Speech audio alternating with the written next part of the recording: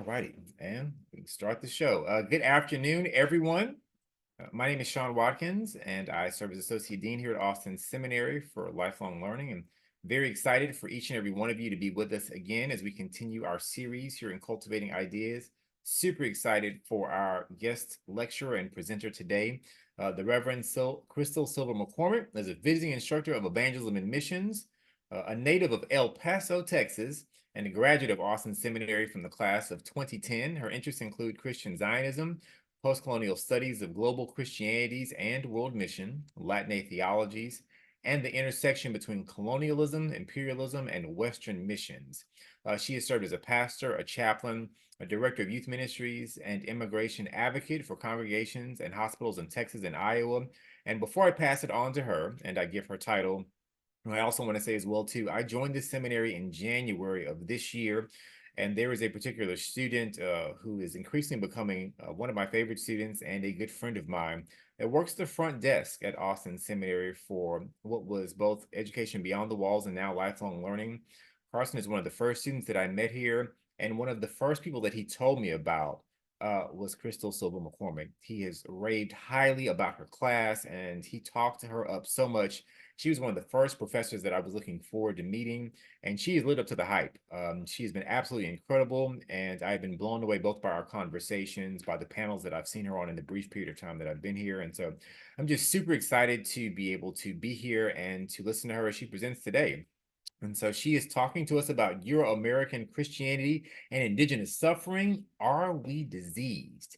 So super excited for this. And that, with that being said, Crystal, by all means, take it away. You are muted. Okay, now can everyone hear me okay? All right.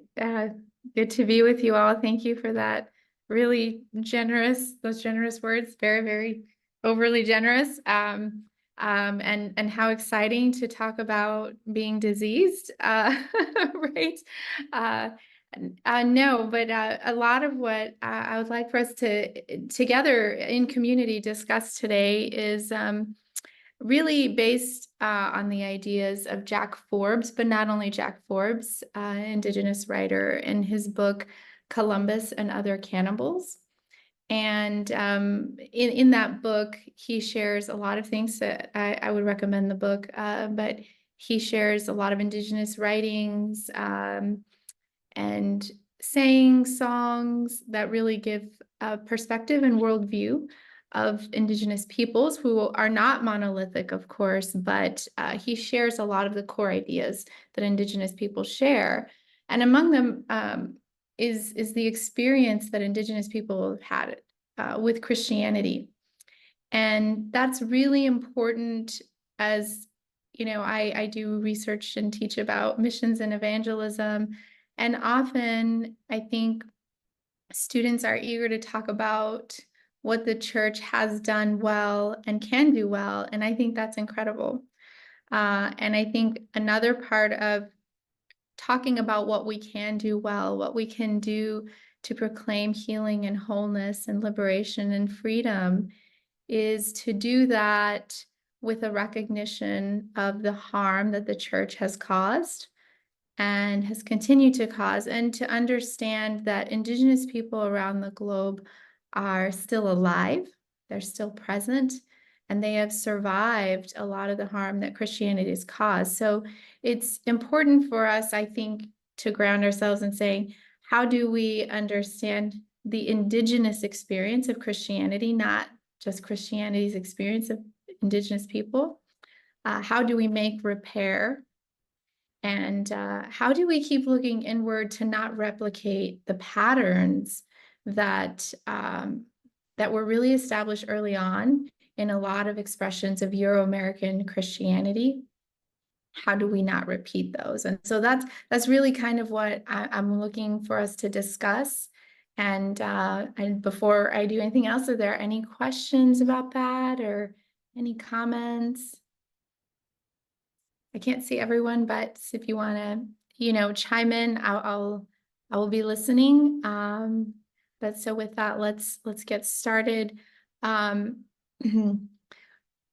just your initial, I guess, thoughts, whatever you've read, what you've heard, what you've experienced. What are Indigenous experiences of Christianity? What has that been like? What are Indigenous people's perceptions of Christianity and Christians? Let's see if I can see the chat.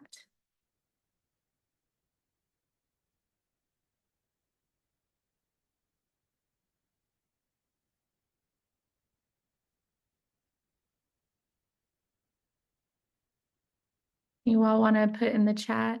Oh, it depends who you ask. Yes, that's a great point. Absolutely. Can you say more about that? A weapon of colonialism, not good in a place like Hawaii. Yes. Violence. Absolutely. See, I want to see someone. I can, Carlos, excuse me, I think that's a great point in saying depends who you ask, because you might have Christians who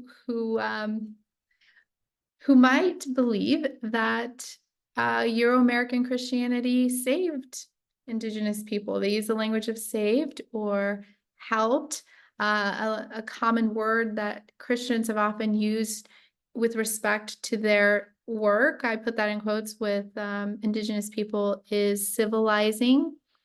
Let's see, by and large, the Northeast. Oh, this is going away. A destroyer of culture. Yes. And let's see. Oh, okay. Lenape ancestors did not have a good experience with Christianity. Indigenous is an overgeneralization. I think we're just doing our best to try and capture some of the common themes, worldview and Indigenous perspectives, but also the Indigenous experience globally of Christianity or perspective. But that's an excellent point. Thank you. I think that we would all agree that there's harm that has been done, and not just once, but systematic ethnic cleansing. And if you read from Indigenous perspectives, you might see the words, so cultural genocide, not just physical genocide of the elimination of a people, but cultural genocide, the erasure of culture, of beliefs, ways of dress, food. So it's extensive, the erasure that Christians took part in. And who is the face of Christianity often that did this? Our friend, our ancestor. I don't know about friend, right? That's a sarcastic phrase. Columbus, Christopher Columbus, that in some spaces, people still want to attribute some sort of a heroic status to this person who they may not know anything about. What they may not know much about, because the language itself is an erasure of Indigenous people, right? What does anyone remember learning? I don't know if it was just kind of like a rhyme that says Columbus sailed the ocean blue, and there's the language that Columbus discovered land as if it was empty. And how do you use that language when there was already civilizations there for ages? But this person is attributed to have discovered. And so we look at some of his writings, which some of you may or may not be familiar with. And here are just some salient features that I'm going to ask you to listen for. What is he saying? What is his perception? I discovered many islands inhabited by numerous people. I took possession of all of them. For our most fortunate king, by making public proclamation and unfurling his standard, no one making any resistance. Meanwhile, I had learned from some Indians whom I had seized at this place, that this country was really an island. And later he says he sent out some people to explore. And then the line says, they found innumerable people and habitations, but small and having no fixed government. They are neither lazy nor awkward, but on the contrary, of an excellent and acute understanding. Those who have sailed these seas give excellent accounts of everything, but they have never seen men wearing clothes or ships like ours. Is there anything that stands out to you as you hear kind of his impressions as he's encountering Indigenous people for the first time? See if I can get the chat. If you want to put in the chat.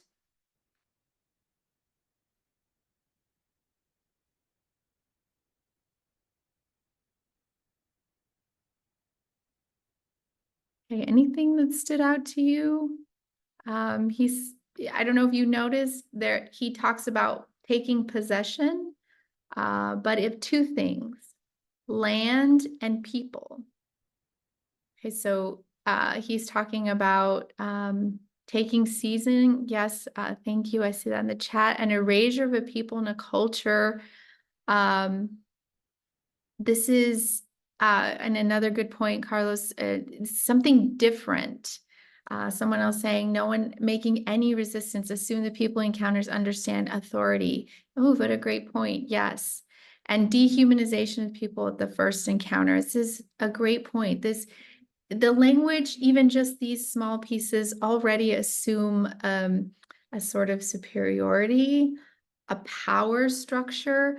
This is something that we talk about in missions classes all the time, is assessing power structures. When we enter a space, how much power do we have? Do we assume that we know more, that we are better? There isn't equal footing. So there's just this really, our example of Columbus is of everything not to do, essentially, and not to be, right? Is taking possession of people, taking possession of land.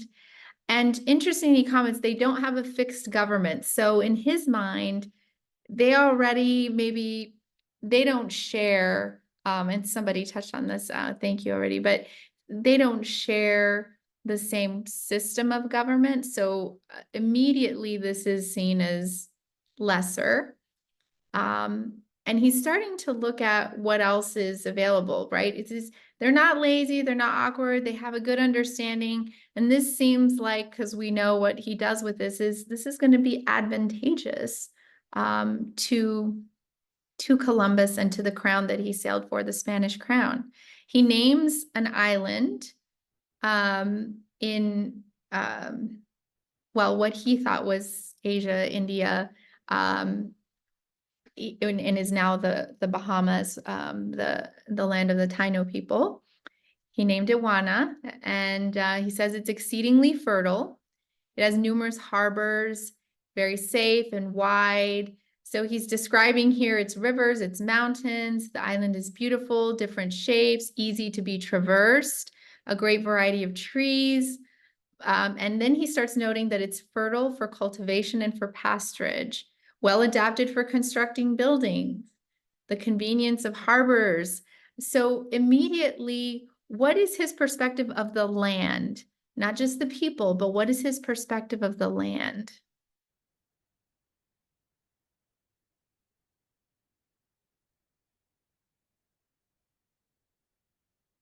I'm going to put dollars, yes.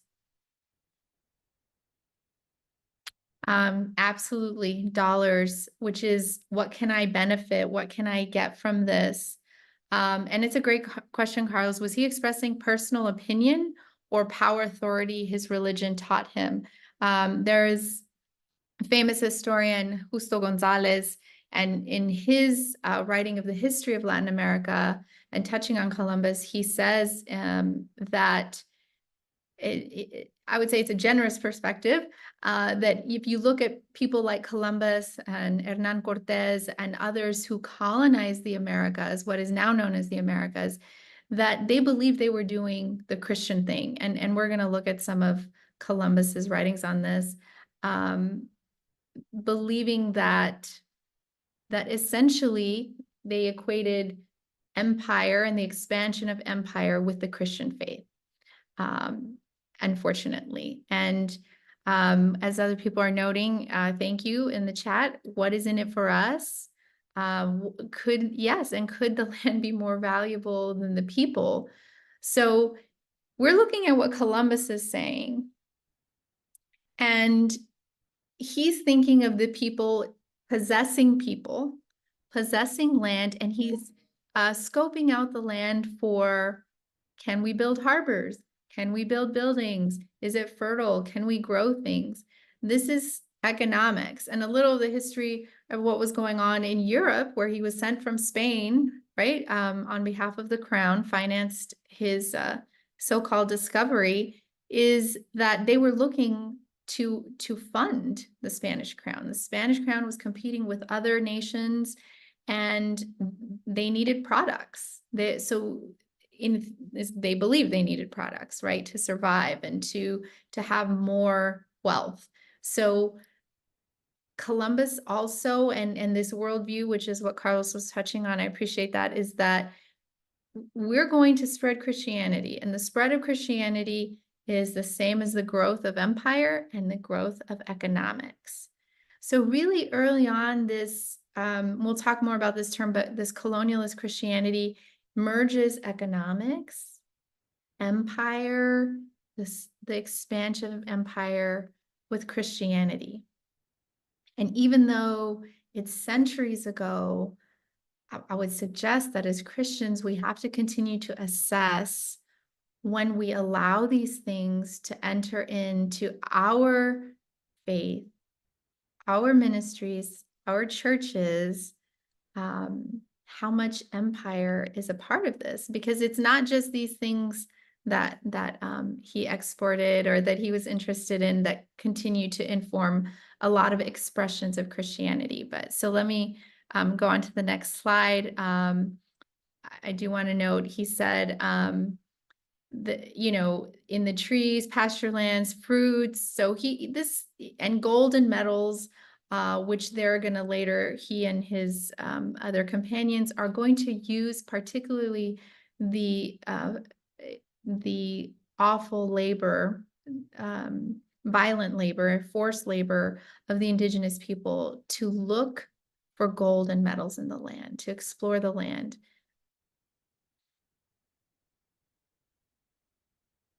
So Columbus in his writings talks about, in his experience, and this is in some historical records, right, that the indigenous people thought maybe these people are God or gods or representatives, messengers from God, because after all, Columbus and others, put down their flag with the cross, and they said, we're here on behalf of God.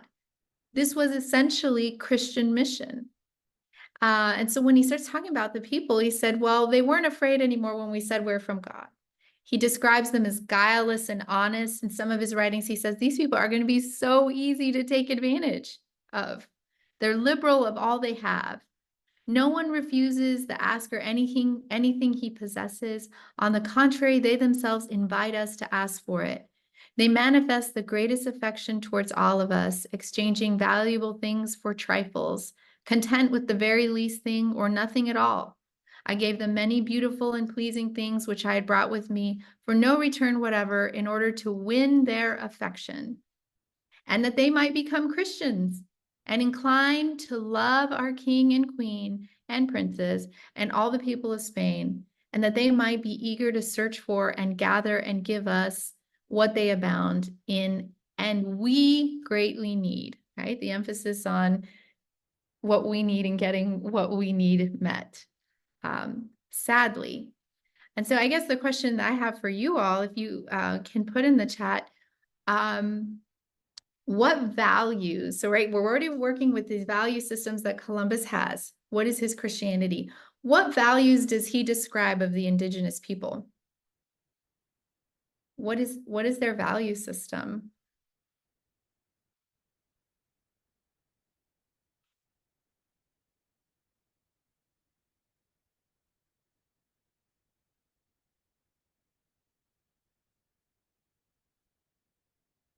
Generosity, as opposed to his state-sponsored Christianity. Communal, sharing openly, they are generous. Yes. And here's what's, when we're in class, we're looking at, if all of us here imagine what we, in theory, think Christian values are supposed to be, who is embodying Christian values?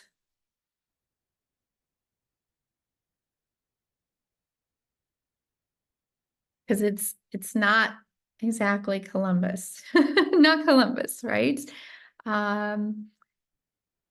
Embodying Christian values. And this is just a note for us when we're looking at missions, evangelization. Sometimes we think, or what missionaries have thought at times, is that this is about information exchange. We need people to believe a certain thing. We need people to think this way about Jesus, about God. And they did this while imposing awful, harmful behavior, violence, genocide, ethnic cleansing. There was no cultural exchange. There wasn't any, who are you? I want to know you. Wow, look at what incredible people you are. What can I learn from you? They come in with the power structure of, I'm better. I'm in the driver's seat. What do you have for me? How can you meet my needs? People are objects. The land is an object. And so it's really unfortunate that this is the encounter with Christians, completely embedded and in line with empire. It's very sad. And Carlos notes the language of they. Yes, very much othering is a good point. And Anna says the locals embody values we say we care about. Absolutely. Christians say something, not all, right? And we're looking at a particular time in history, but have said things and embodied something else. And this is why missions is far more than information exchange. Being a Christian is far more than declaring particular beliefs, particularly if they don't match what our actions are. And he feels really good about what he did. This is some of the last slide on his writings. What has been accomplished is great and wonderful, and not at all proportionate to my deserts, but to the sacred Christian faith, to the piety and religion of our sovereigns. So here we have a Christian faith that at that time, yes, was very tied to whatever your monarch believed. Whatever your monarch believed was your faith. And if your monarch needed to spread Christianity to make some money, then so be it. There wasn't this great distinction at this time culturally. This was a very cultural Christianity, we could say. What is the mind of a man could not compass, the Spirit of God has granted to mortals. God is wont and listen to his servants who love his precepts, even in impossibilities, as has happened to me in the present instance, who have accomplished what human strength has hitherto never attained. Let king and queen and princes and their most fortunate realms and all their Christian provinces, let us all return thanks to our Lord and Savior, Jesus Christ, who has bestowed so great a victory and reward upon us. So here you have this language that we've already looked at, and now he's seeing this is blessings from God. Our Lord Jesus Christ has given us this. We deserve it.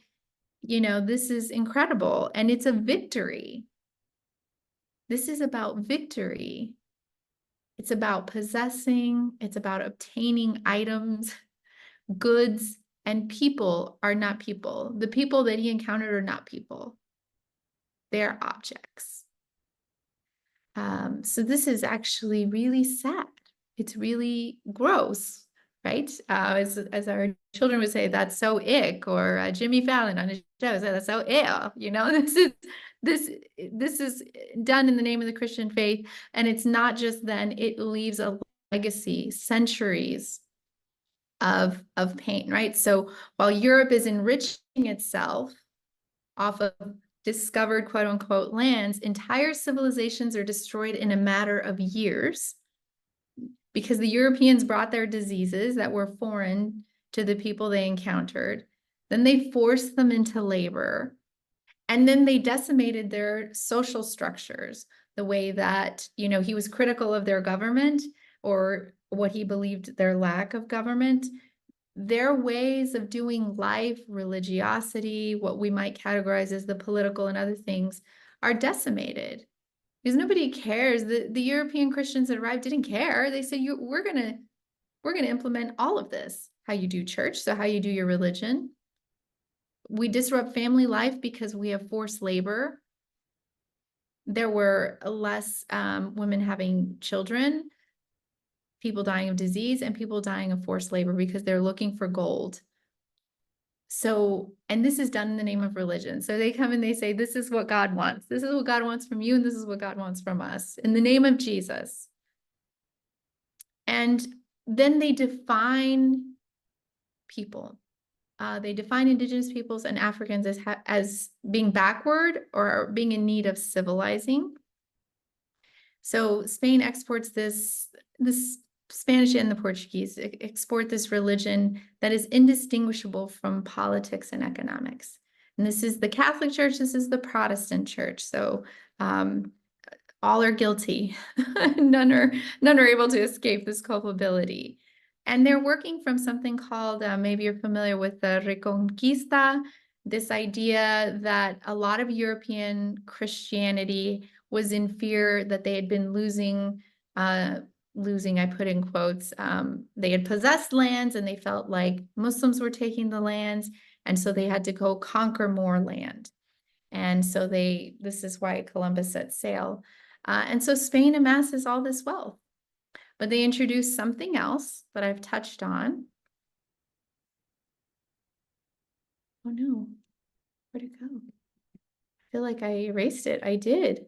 Oh my gosh. I hit delete earlier and I thought it was a blank slide and I deleted. Okay, well, that's unfortunate. What I'm going to share with you then is imagine a triangle, a pyramid, and at the very bottom of the pyramid are Africans, are Black persons, and then Indigenous people. And then there are criollos, people who were have mixed parents, parent who is Indigenous and a parent who is Spaniard, white. And I'm actually switching the order because then there's also people who had African and Spaniard parents, the mix. And then mestizos are the Indigenous and the white Spaniard. And criollos are the African and then Spaniard. And then there are peninsulares who are at the top, who were born in Spain. And then there's on the strata as well, those who were born to Spanish parents, both Spanish parents, but were not born in Spain. So immediately you get this hierarchy based on race, where in Europe, the hierarchy was based on your religion. And Jews were persecuted and they were at the bottom. Muslims were persecuted, so they were at the bottom. And when this colonialist Christianity gets exported, what then happens is things are based on race. And you have the introduction of white superiority to what is now known as the Americas. So I want to stop and ask if there are any questions or comments, because this is what the Europeans have exported, this hierarchy of race, this idea that Indigenous people are backwards and that Indigenous and Black bodies are there as objects for labor for the white people at the top of the pyramid. Yes, and as Carlos noted, thugs, rapists, thieves, murderers at the top. And what's interesting, though, is that the people doing the raping, the thieving, and the murdering are saying, hey, we're civilized Christians.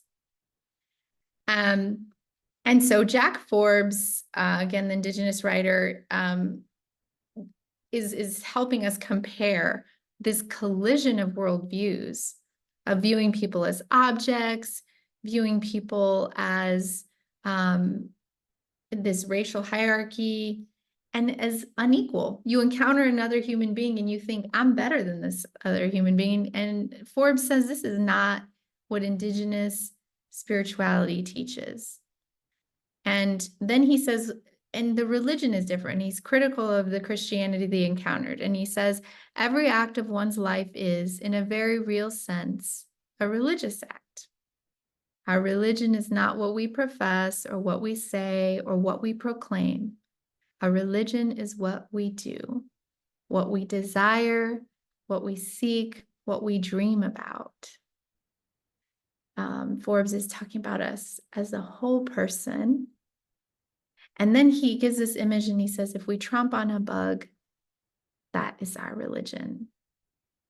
Such a profound way of looking at it, thinking how we treat every interaction in life, every living thing is important. And this was also a very different way of approaching the land, which in Indigenous worldview is just as important because it's a living thing. So there's this profound respect for the sacredness of all living things. So if I encounter you and you look different than I do, and maybe, as Columbus noted, I'm wearing clothes and you're not, you don't have the same system of government, Forbes suggests that from an Indigenous perspective, this doesn't make you lower or higher. You're another living being, and I'm going to treat you with respect. We're connected. And Forbes notes that this is another difference in that Indigenous worldview is that all living things are connected. Not just you and I as human beings, but the air, the ocean, the trees, the bugs, everything is connected. And as we see this as we watch climate change unfold, that every small thing, seemingly small, has an impact on something else, that the earth is alive. And as Christians, sometimes people like to go to default to that Romans verse that says we worship the creator, not the creation.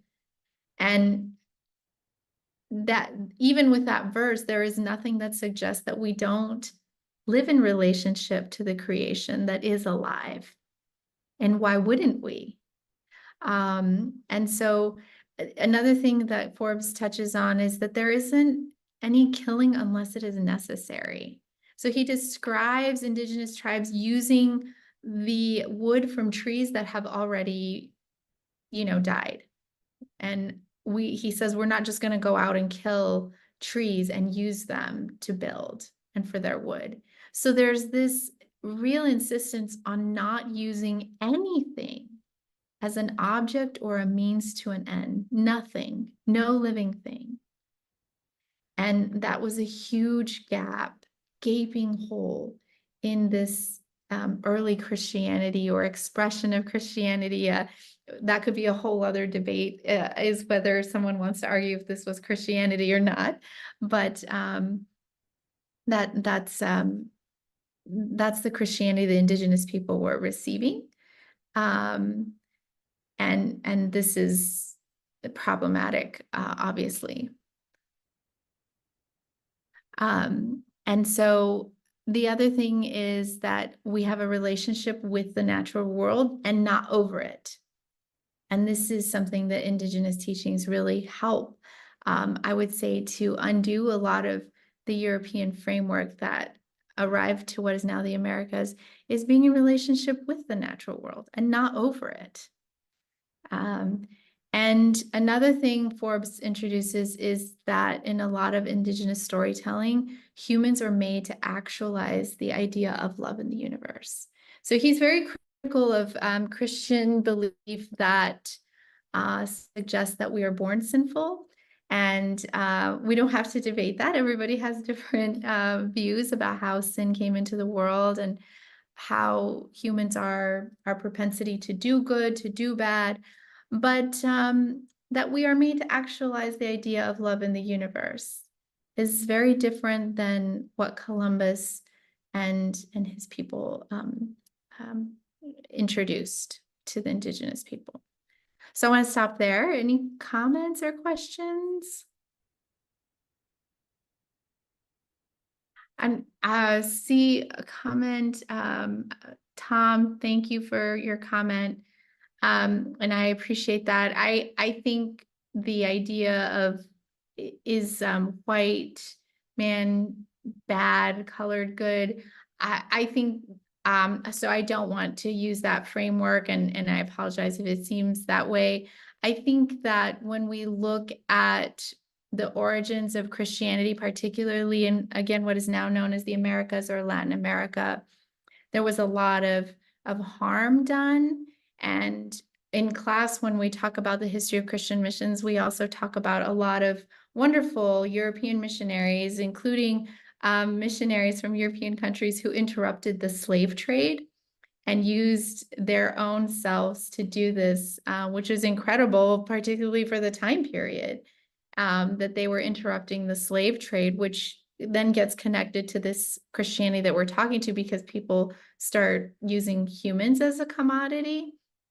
And so I think the criticism is not about, and I have this on a slide, I would recommend reading Willie Jennings, who talks about whiteness. And there's a distinction between really emphasizing the problem with whiteness, which is a value system, and not white people, right? Because people can be very invested in values of whiteness, and they are not white people. So it's about a value system that we're targeting. And I think this next slide really helps with that. So thank you for raising that. But oh, and then I'm sorry, I understood. Carlos, yes, there were definitely intertribal wars, and students have raised that. I think, and we're looking at the concept of Wetiko. And as we talk about that, everyone, every culture, every time, every place, every people has the Wetiko, or will see the Wetiko manifested. The question for us is, one of the questions for us is, what do we do with it? And is it at home in our hearts and in our religion? So let me show you what Forbes says is the Wetiko, which is an Indigenous perspective. He names in the Lakota tradition, specifically, a sickness of exploitation or a cannibal psychosis that when present in humanity, it consumes the lives and possessions of other creatures. It presents itself through the rape of humans, land. So he's using this image of raping the land, animals, water, and all of creation. So thinking of extraction and getting products, right? Which our cultures around the globe still do this.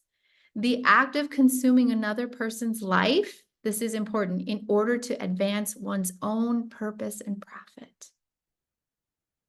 Through exploitation, imperialism, and colonialism, eat the lives of the people and the earth, making them cannibals. So this is the title of his book, Columbus and Other Cannibals.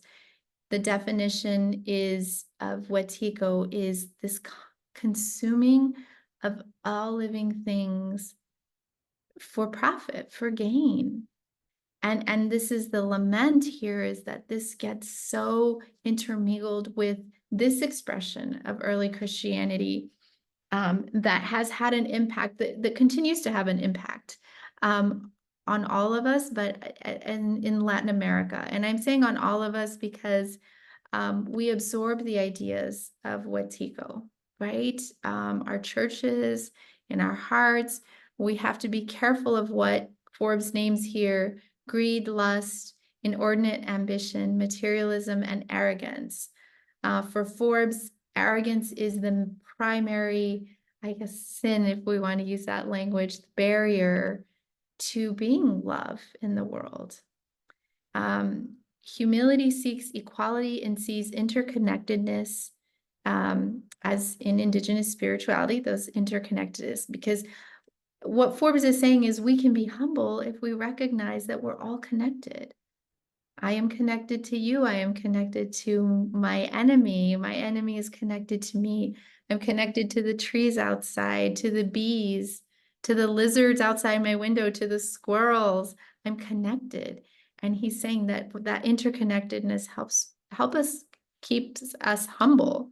We need each other. We need each other to learn from each other, to love each other, to learn from one another. So to see God in one another. So many things that interconnectedness helps us, but especially he's saying it's rooted in helping us remain humble. So I'm going to check the chat. Any questions or comments about any of that, about the Wetiko, this concept of the Wetiko? And there's our little, creepy image of what Wetiko might be, just this consuming.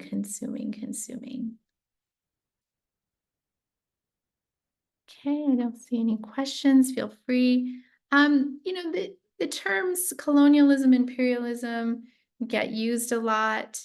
I don't know. People use different definitions. They're all very similar. This one is just a little over a minute. I'm going to share with you just so we're kind of working off the same definition.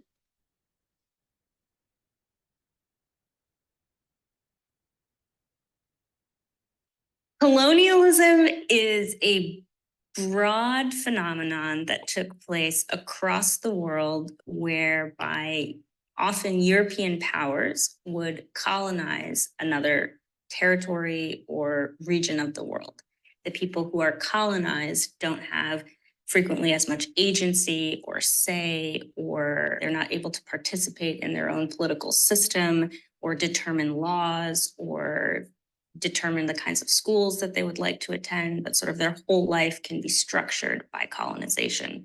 And it's frequently imposed, sometimes in a violent manner, by a European power. At its most important kernel, colonization is really the power, you're exerting power over somebody else and you're controlling them at multiple levels of society and political action. Okay, so I think that's a really helpful framework too for what because a lot of times with respect to Columbus, it's just seen or described as colonialist Christianity, a very colonialist form because it was rooted in the domination, the cleansing, the genocide of the indigenous people of the Americas, using them as objects. So it was a colonialist power. It stripped the people of all their structures and imposed a different way. It said, this is how you're supposed to think, how to believe, how to feel, how to act. And everything about you, Forbes describes as well, and the way that you function is backward. It's uncivilized. And the standard for being civilized is us, right? Is what Columbus was saying, all the while committing this great violence. There is, I think it's like 1,000 pages written from a man named Gauman Poma, and it comes out of Bolivia, what is now Bolivia, an indigenous person who wrote to, I believe, King Philip, and he said, can you please remove your friars from our land? I promise we'll worship Jesus. I promise we'll keep doing what you asked. But can you please remove them because they're killing us? They're raping us. They're doing all these. And he wrote, he has drawings in this long letter. I don't think they know for sure if it ever arrived to the king, but he really wanted them to go. And so we have all this history of Christianity, and it has impacted the way that we view other people, we view indigenous people, particularly who are still alive and still surviving colonialism and forms of imperialism. So I'm going to do the same thing with imperialism. This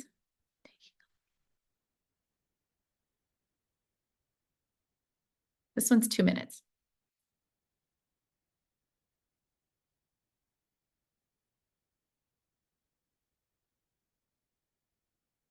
So what is imperialism? I think that the first place to start is to talk about these terms because I think terms like imperialism, empire, and colonialism gets really confused. So let's think of imperialism as the overarching term under which other things fit, right? So what is an empire? What is an empire? An empire is simply a polity that exercises imperialism. So then we're using this word polity. So what does polity mean? Polity is simply a group of people who are able to exercise self-rule. It could be a small clan, or it could be a kingdom or a country. So that's what we call a polity, right? And so an empire is simply a polity that exercises imperialism. What is imperialism? Imperialism is when a stronger polity enforces will upon a weaker polity. There's imperialism with colonies and imperialism without colonies. So first of all, we have to say, what is a colony? A colony is a polity that has lost its self-rule. Most of the time, unwillingly has lost self-rule, right? So a type of imperialism with colonies would be, say, French Indochina, British India, US Philippines. And imperialism without colonies is where an imperial power is able to exert control over a people without having direct political control. So an example would be, say, China during the era when the British and the other European powers were carving spheres of influence. It's important to point out that an imperial power does not have complete total domination over the colonized, right? Instead, an imperial power is one that's able to exercise hegemony over the colonized. Hegemonic control means being able to set the rules, the laws, the norms, and everything else by which the weaker polity must abide. Any questions or comments about that, those two terms?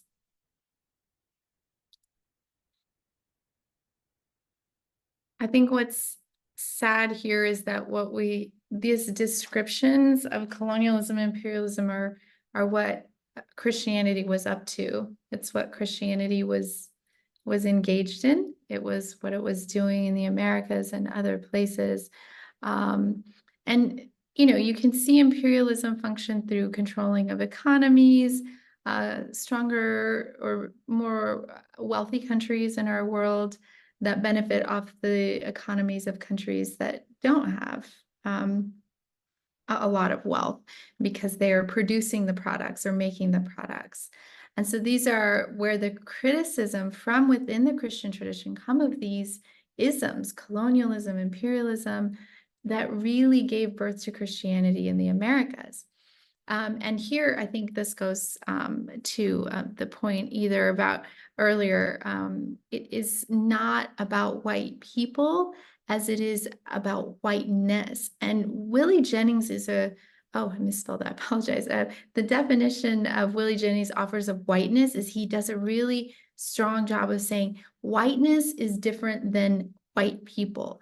The values of whiteness, to generalize, to give a quick definition, are assuming or feeling that white is superior and is the norm, is the default. And again, one doesn't have to be a white person to have those values. So whiteness is a value system. It's a way of viewing the world. And it really is emblematic of that structure that I was missing from that slide where white was at the top. And when structures, particularly Christianity, are born out of that idea, that mindset, then it reproduces itself in these harmful ways of thinking, of structure, of Indigenous people, of Black people, so that this has been replicated all over and in all over Latin America, for example, where it's my primary area of research, Latin America, where anti-indigeneity and anti-Blackness are very strong, very, very strong, because that strata continues to exist, that hierarchy where the assumption is that the whiter you are as a Latina person, the better. So even though these ideas are centuries old, they continue to have an impact in the way societies are structured, in the Christian faith and the Christian tradition. So again, the criticism and the concern is about these adopting values of whiteness, this idea that white is superior, but not about white persons. Columbus was a Spaniard, which is, especially in Latin America, considered white, right? But he was a European. He brought Catholicism, a brand of Catholicism that was tied to monarchy and tied to values of whiteness and to what we now know as colonialism and imperialism. And so we have to ask ourselves, these questions if we don't want to replicate them. So I guess my questions for you all, if you want to put them in the chat, what are the definitions of in our culture of success? What is seen as being successful culturally? Maybe not according to each of you, but culturally, what does our culture say is successful?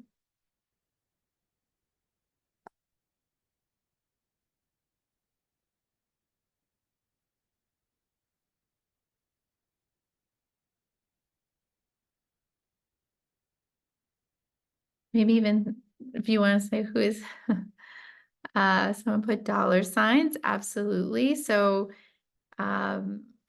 defining success is often, and Bill Gates, exactly. I mean, money and power.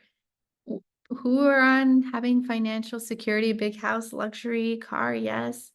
Having more money than we need, making the elite list in society. These are cultural values, cultural norms, and not only in the US. Carlos mentioned the hoax, this idea of the American dream. Yes, like even that phrase, the American dream, people saying, I can get to the top, I can have a lot of material wealth. This is unfortunate. These are cultural values. And how do we define mental illness? Like, what does mental illness mean?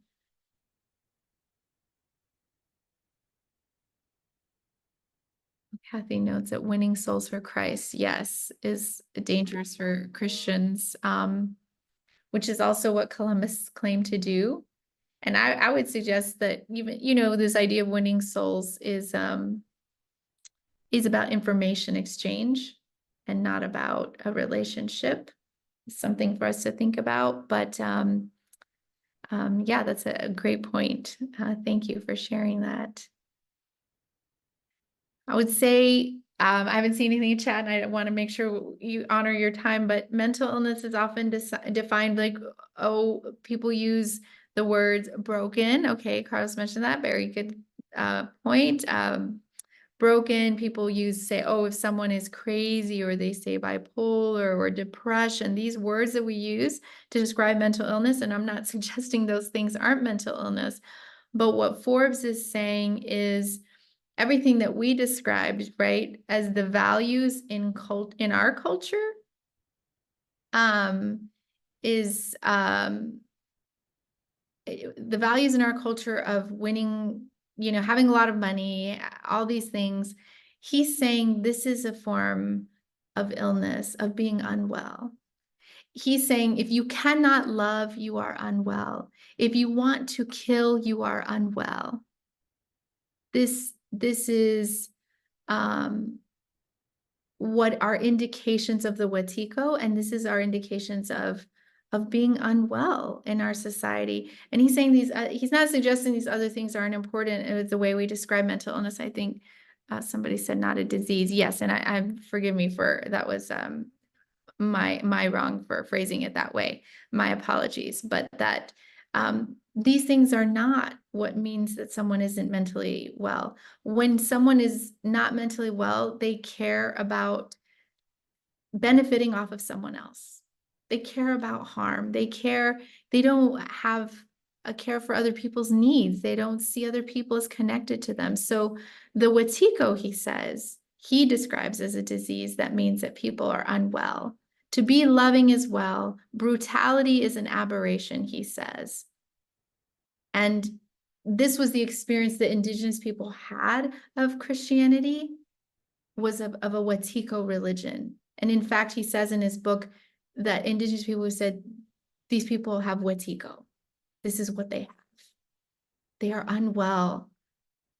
They are brutal. their religion is brutality.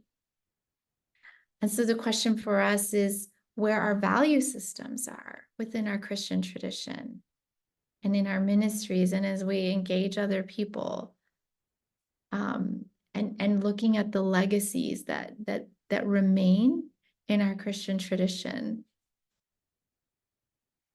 Sorry, I want to try to see if I can get in the chat or look at the chat, but it's not scrolling very well. Okay, there it is. Crystal, 4 more Yes. minutes to be able to wrap up. Okay. So again, I want to leave you with those questions or those ideas about exploring, looking inward in our tradition about what is harmful in our tradition, what harm have we caused, and in wherever you live, where are Indigenous tribes? Because they are there. Is there a way to make repair, to build a relationship? And even apart from that, to be looking for the Wetiko within ourselves and our communities, so that we don't subscribe to that value system, that we appreciate the value systems that are at the core of who it is to be a follower of Jesus, which were demonstrated very much so by the Indigenous people that Columbus encountered. So I will leave you with that. And I appreciate you being here and hearing me and commenting with some really great points, and some great insights. And yeah, so I appreciate it so much. It would be awesome to do this in person, but yeah, thank you so much for sharing and me learning from you all as well. Thank you immensely. Crystal, if you can do me kindness and stop sharing your screen, that way we can see the folks. Oh, yeah. That's quite all right. So thank you so much for a timely and helpful message. So a lot of the comments in the chat. And so, yeah, it's a lot, I think, for all of us as we are wrestling with kind of this deconstructing and reconstructing of history, theology, and philosophy. I think Tom and Carlos asked some excellent questions. Very briefly, I kind of put it in the chat about how N.T. Wright talks about that we can be guilty of a generational snobbery, that us in the 21st century can look back on previous generations and say, clutch the pearls, what were they thinking? When in reality, murder has always been murder. Sexual assault has always been sexual assault. And the reality is there was a different ethic that was allowed for rules and regulations back then. And we look back, as Crystal was saying earlier, not to judge them and to critique them, but to be able to say, how on earth did we get here? How did we get to a place where some countries and ethnic groups have so much economic capital and power, and so many do not? That in recognizing that we don't have underdeveloped countries, but overexploited countries, it helps us to understand how we've gotten here. It also invites us to make sure that what they did in the past, we do not repeat in the present, to make sure that we can forge a better future for people. And so, Crystal, thank you immensely for that. Such a helpful and timely word and perspective. And we're in the process of creating a resources page on lifelong learning. And so we want to make sure that you've got resources to kind of continue this conversation and education and framework that Crystal has really launched us into today. So with that being said, join us next week, or actually, next week, Patricia Bonilla will talk about a trauma-informed faith formation. Current events are urging churches and religious leaders to respond intentionally and thoughtfully to trauma and traumatic events. What is trauma? How does trauma affect congregations? What is a trauma-informed faith formation? What practices can help congregations respond to communities affected by trauma? Those are some of the things that we're going to be talking about next week. So please make sure you join us. Again, Reverend Patricia Bonilla will be with us. And Crystal, thank you immensely. So take care of it. She's awesome. You can go see her. She's incredible. Doctor. Okay. Bye. Thank you.